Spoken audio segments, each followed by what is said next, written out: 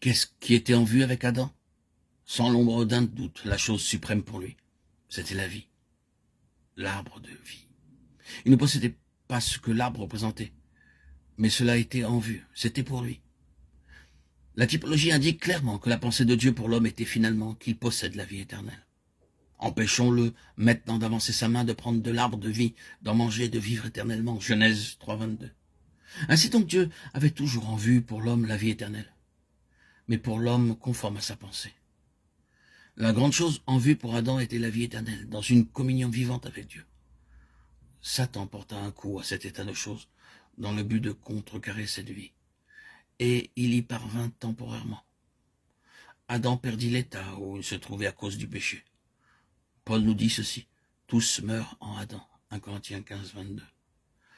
Ce fut l'assaut sur ce qui était de Dieu, l'assaut de la mort. La même chose se vérifie dans le cas d'Abel. Abel était un homme spirituel, un homme reconnaissant les notions fondamentales de la vérité, vivant en relation avec Dieu. Le sang étant la base essentielle pour cette communion avec Dieu.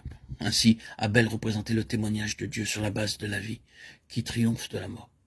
Et Satan, par le moyen de Caïn, frère d'Abel, arriva à supprimer ce qui était de Dieu. Lisons le chapitre 15 de la Genèse.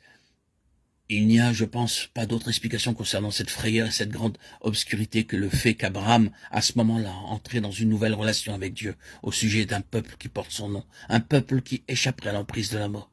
Car Dieu, à ce moment précis, allait s'entretenir avec Abraham concernant sa descendance en captivité, et qu'après 400 ans, elle serait délivrée par une main forte. Juste avant que cette vision rassurante lui survienne, là, près de l'autel, des animaux partagés, du sang répandu, une frayeur et une grande obscurité vinrent l'assaillir. Dans une moindre mesure, beaucoup d'enfants de Dieu connaissent quelque chose de cette expérience. Lorsque Dieu est sur le point d'accomplir une chose nouvelle, de donner une plus grande révélation, de s'exprimer d'une manière vivante parmi son peuple, il traverse un temps de frayeur et de grande obscurité. Ils approchent de cette chose nouvelle du Seigneur, en ressentant que toute vie, toute lumière, toute force sont parties, et que la vie ne semble pas du tout être leur expérience. Peut-être connaissez-vous quelque chose de cela. Certains d'entre nous avons quelque peu expérimenté cela. Alors que nous nous approchons de l'heure où une parole qui aura une grande conséquence pour son peuple est sur le point d'arriver de la part de Dieu, nous traversons un temps de frayeur et de grande obscurité. Quelque chose de profond, de terrible, intangible, mais mauvais. C'est la mort cherchant à engloutir ce que Dieu est sur le point de mettre en œuvre. C'est la mort cherchant à dévorer cet enfant dès qu'il naîtra. C'est une vieille histoire. La même chose est vraie de Job.